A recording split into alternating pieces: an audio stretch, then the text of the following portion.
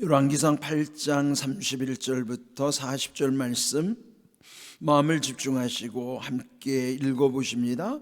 만일 어떤 사람이 그 이웃에게 범죄함으로 맹세시킴을 받고 그가 와서 이 성전에 있는 주의 제단 앞에서 맹세하거든 주는 하늘에서 들으시고 행하시되 주의 종들을 심판하사 악한 자의 죄를 정하여 그 행위대로 그 머리에 돌리시고 의로운 자를 의롭다 하사 그의 의로운 바대로 갚으시옵소서.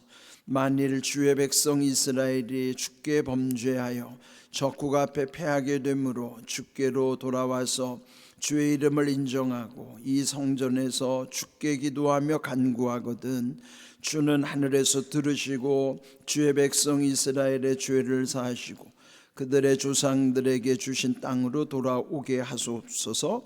만일 그들이 주께 범죄함으로 말미암아 하늘이 닫히고 비가 없어서 주께 벌을 받을 때에 이곳을 향하여 기도하며 주의 이름을 찬양하고 그들의 죄에서 떠나거든 주는 하늘에서 들으사 주의 종들과 주의 백성 이스라엘의 죄를 사하시고 그들이 마땅히 행할 선한 길을 가르쳐 주시오며 주의 백성에게 기업으로 주신 주의 땅에 비를 내리시옵소서.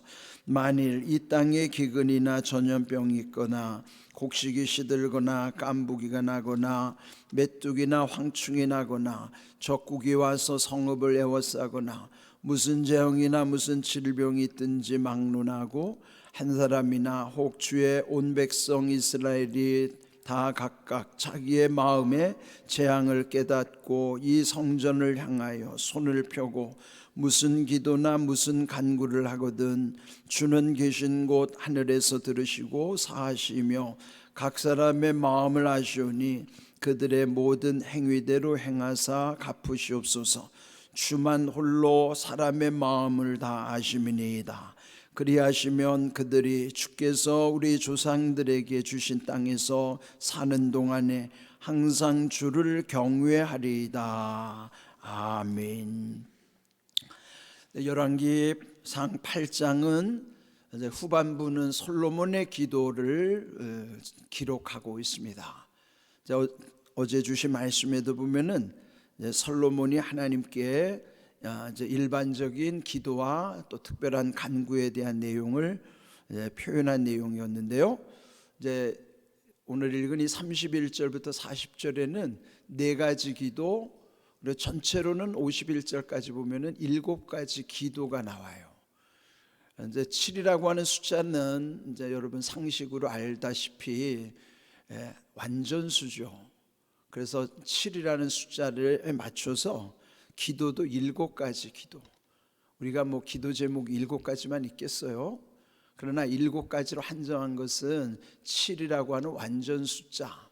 그러면은 그 완전수 속에는 모든 기도를 대표하는 기도의 내용임을 알게 되는 것이죠.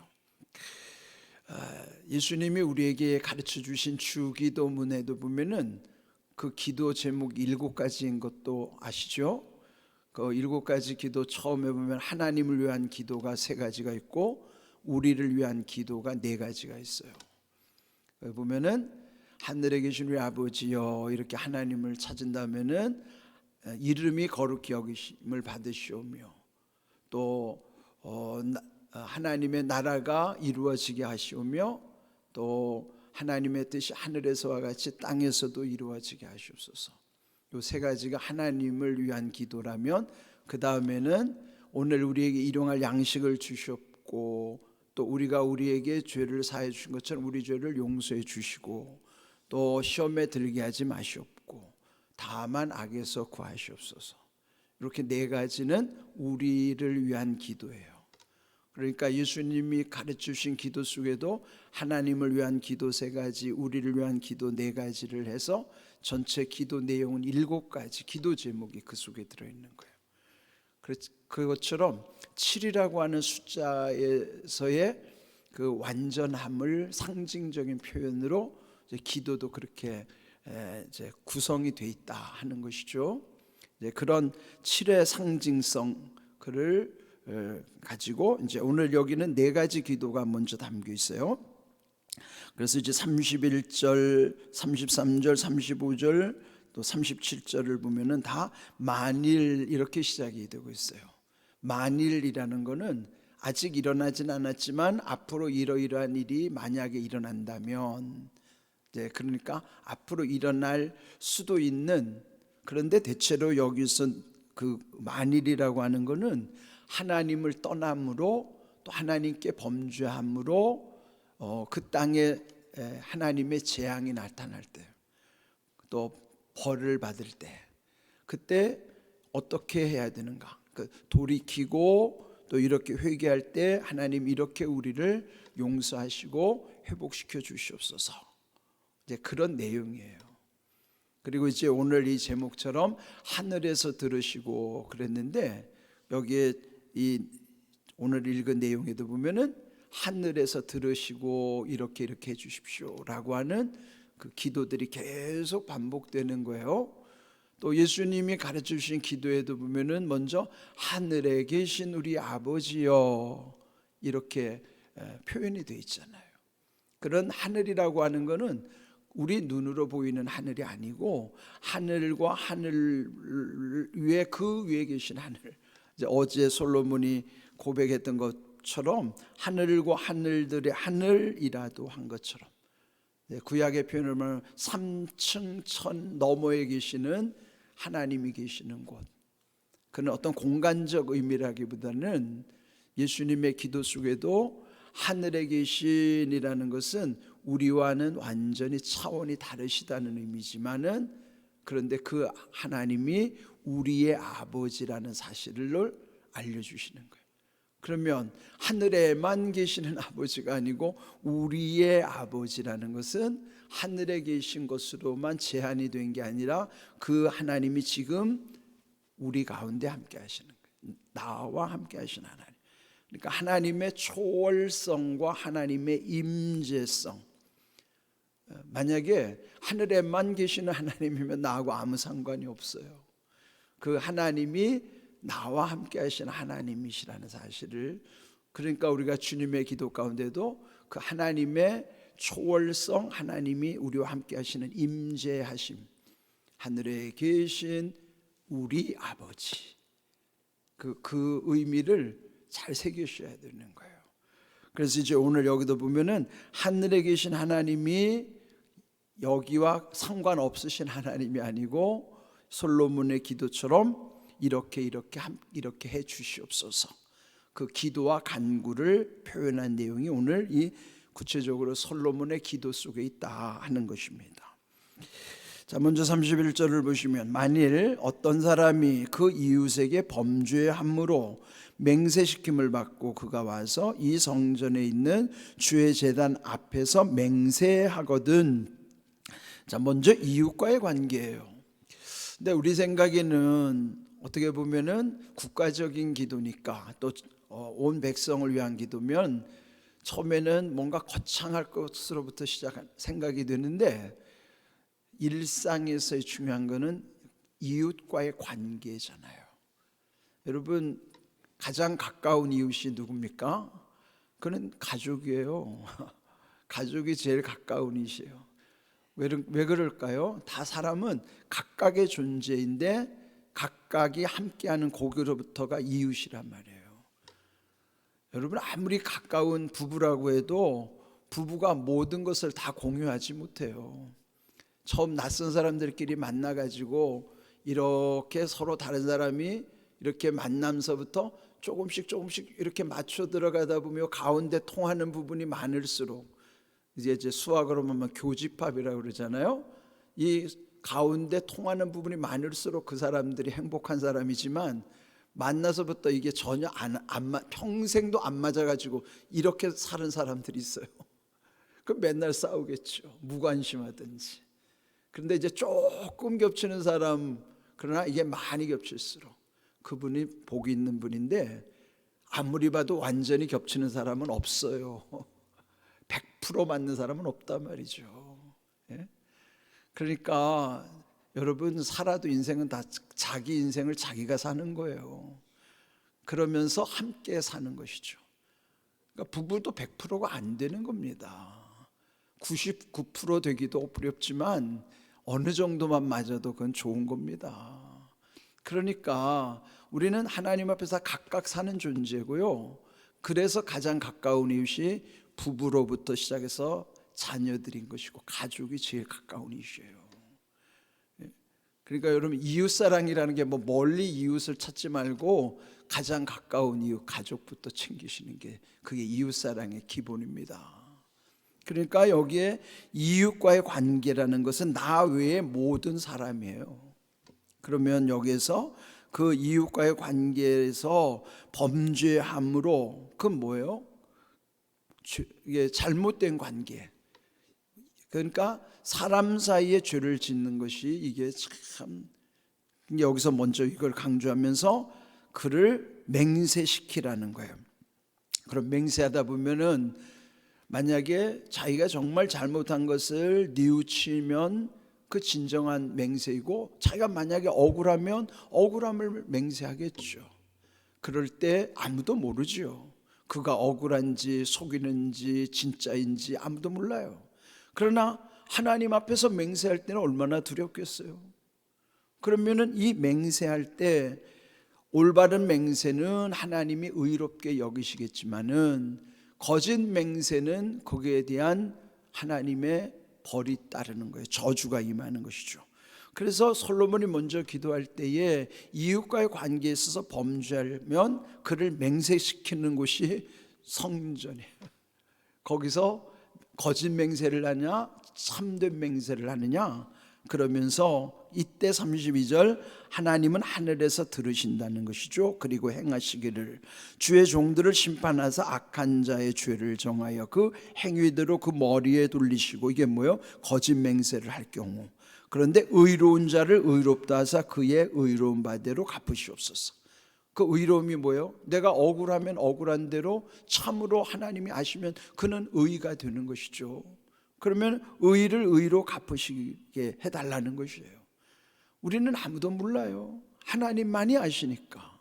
지금 이렇게 먼저 솔로몬이 우리의 사랑과의 관계, 나 외에 이웃과의 모든 이웃과의 관계에 있어서의 거짓 맹세를 하지 못하도록, 이게 여러분 진실함이죠. 결국 여러분, 우리가 새벽마다 진실하게 하소서라고 하는 것이 하나님과의 이 거짓 없는 관계, 그건 우리가 완전해서가 아니에요. 온전해서도 아니에요. 우리의 불완전함, 우리의 죄성을 그대로 하나님께 내어놓는 거예요. 그게 정직함이고 그게 진실함이란 말이에요. 우리는 거짓 맹세하면 안 된단 말이죠. 하나님 앞에 늘 진실해야 된다는 것을 이 성전에서의 기도의 첫 번째를 이 맹세라고 하는 걸로 표현하고 있는 것입니다. 자, 두 번째 기도는요 33절부터 시작되는 거예요. 만일 주의 백성 이스라엘이 주께 범죄하여 적국 앞에서 패하거든 주께로 돌아와서 주의 이름을 인정하고 이 성전에서 주께 기도하고 간구하거든, 자, 그럼 백성의 죄로 인하여 전쟁에서 패할 수 있다는 거죠. 이럴 때 그들이 그거를 깨닫고, 그러니까 인정하는 것은 깨달은 것이죠. 주께 돌아와서, 이게 돌아온다는 것이 이게 회개를 상징하는 것이죠. 그리고 와서 기도하고 간구할 때 하나님은 하늘에서 들으시고 백성 이스라엘의 죄를 사하시고 용서하신 하나님, 그들의 조상들에게 주신 땅으로 돌아오게 하옵소서. 회복의 은혜를 구하는 겁니다. 예, 백성의 죄가 쌓이고 쌓이면 결국 이렇게 전쟁으로까지 이어질 수 있다는 거예요. 그 나라가 망할 수도 있다는 것이죠. 이럴 때 회복의 은혜를 구하는 것. 그 다음 35절을 보시면 세 번째 기도예요. 만일 그들이 주께 범죄함으로 말미암아 하늘이 닫히고 비가 없어서 주께 벌을 받을 때에 이곳을 향하여 기도하며 주의 이름을 찬양하고 그들의 죄에서 떠나거든. 여러분이 죄로 인하여 하늘이 닫힌다는 사실도 기억하셔야 돼요. 죄를 지면요 하늘이 닫히는 증거가 뭐냐면 마음이 닫히는 것이 내 안에 느껴지는 거죠. 죄를 내 안에 그대로 방치한다면요 첫 번째 나타나는 현상이 뭘까요? 첫째는요 기쁨이 없어요. 죄가 내 안에 있잖아요. 기쁨이 사라집니다. 두 번째로는 죄를 그대로 갖고 있으면요, 기도가 안 돼요. 정말 기도가 안 됩니다. 죄를 그대로 묻어두고 기도 아무리 하려고 해도 안 돼요. 만일 기도가 되는 것 같아도 그건 거짓 기도예요. 그러니까 여러분, 회개의 영을 힘입지 않고는 기도 문 안 열립니다. 예? 여러분, 이 기도라고 하는 게 이게 단순하지 않아요. 기도는 하나님과의 관계이기 때문에 마음의 문이 닫히는 것, 그건 하늘의 문이 닫히는 것과 같은 거라고. 예? 그러니까 여러분, 죄를 지으면은 하늘이 닫힌다고요. 그러니까 우리가 이렇게 돌이켜 회개해야지만, 그런데 하늘이 닫히면은 결국은 이제 하늘로부터 모든 은혜는 막혀버리고 마는 거예요. 이제 이럴 때, 죄로 인하여 하늘이 닫힐 때에, 그러면 돌이켜 기도하면 그들은 죄에서 떠날 때, 이것도 회복의 은혜를 인하여, 그 다음 36절, 하나님은 하늘에서 들으시는 것입니다. 주의 종들과 주의 백성 이스라엘 죄를 용서하시고 그들이 마땅히 행할 선한 길을, 이게 우리의 사명이죠. 우리가 감당해야 할 그를 가르쳐 주시오며 주의 백성에게 기업으로 주신 땅에 비를 내리시옵소서. 그러니까 하늘이 닫히면 비가 안 내리잖아요. 비가 상징하는 게 은혜예요. 비를 내려주시는 것이 은혜의 상징이란 말이죠. 여러분, 엘리야 시대 때도 3년이나 하늘이 닫혀서, 그래서 그들이 그냥 기근으로 인하여 고통을 느꼈던 것처럼, 이렇게 하늘이 닫힌다는 의미는 상징적 의미로 은혜가 막힌다는 것이, 차단된다는 것입니다. 여러분, 하늘이 막히지 않으려면 늘 회개의 영을 구하셔야 돼요. 그리고 회개는 빠를수록 좋은 거예요. 즉시 회개하는 것이 중요한 거란 말이죠. 자, 그 다음에 네 번째 기도 37절을 보시면은, 만일 이 땅에 기근, 전염병이나 곡식이 시들거나 깐부게 나거나 메뚜기나 황충이 나거나 적구기와 성읍을 에워싸거나 무슨 재앙이나 무슨 질병이 있든지 막론하고.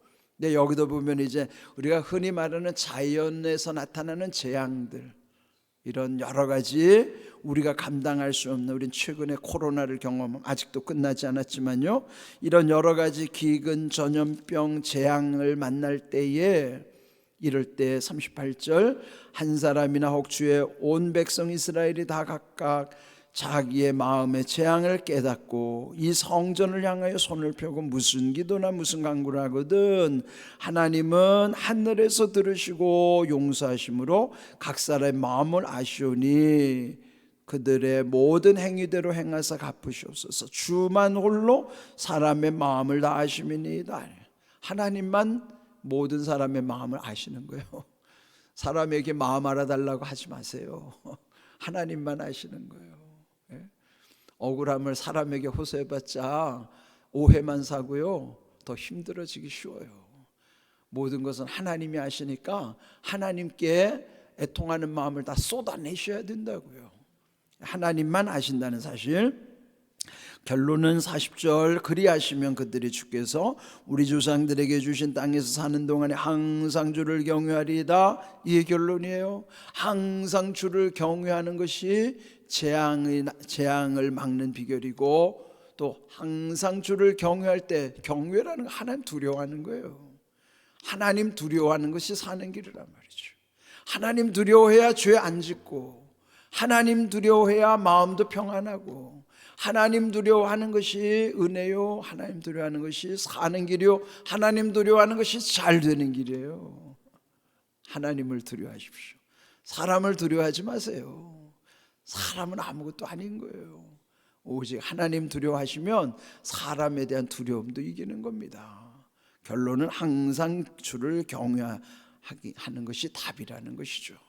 자, 그렇다면 여기 이제 나머지 세 개의 기도가 내일 이제 또 함께 묵상할 내용이지만은, 이렇게 성전은요 하나님께 기도하는 거예요. 그것도 예수님도 말씀하셨어요. 자, 우리 함께 보겠습니다. 우리 읽어볼까요? 이에 가르쳐 이르시되 기록된 바 내 집은 만민이 기도하는 집이라 칭함을 받으리라고 하지 아니하였느냐? 너희는 강도의 소굴을 만들었도다 그러셨어요. 그러니까 여러분, 예수님도 그 성전은 만민 모든 사람들이 기도하는 집이요 모든 사람을 위하여 기도하는 집이에요. 만민을 위하여 기도하는 집이지만 누구든지 와서 기도할 수 있는 집, 그렇지 않으면 거기는 강도의 소굴 되기 쉽다 하는 거예요. 강도의 소굴이 뭐예요? 강도는 뭡니까? 자기를 위해서 남을 해치는 것이죠. 온갖 탐욕이 들끓는 곳이 강도의 소굴이에요.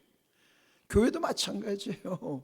만민을 위하여 기도하는 집, 누구든지 와서 만민이 기도하는 집이 아니면 교회는요 탐욕만 우글거리는 강도의 소굴이 되기 쉽습니다. 지금 교회들이 그런 강도의 소굴이 되어 갖고 있는 현상들이 적지 않아요. 이거 우리 심각하게 생각해야 됩니다. 만민이 기도하는 집이거나 강도의 소굴이거나 극단적으로 그렇다는 거. 이쪽 극단과 이쪽 극단이 그렇다는 거. 여러분, 우리 교회도요 만민이 기도하는 집의 사명을 감당해야 돼요. 그러니까 기도하는 사람들이 많을수록 그 교회가 정말 중요한 하나님의 뜻을 이루는 교회가 되는 거예요. 오늘 주신 말씀, 결국 이렇게 만민이 기도하는 집에서 하나님은 하늘에서 다 들으시고 우리의 아버지이심으로 우리와 함께 하신다는 사실을 기억하시고 하나님의 은혜를 늘 누리는 삶이 되기를 주의 이름으로 축복합니다. 아멘.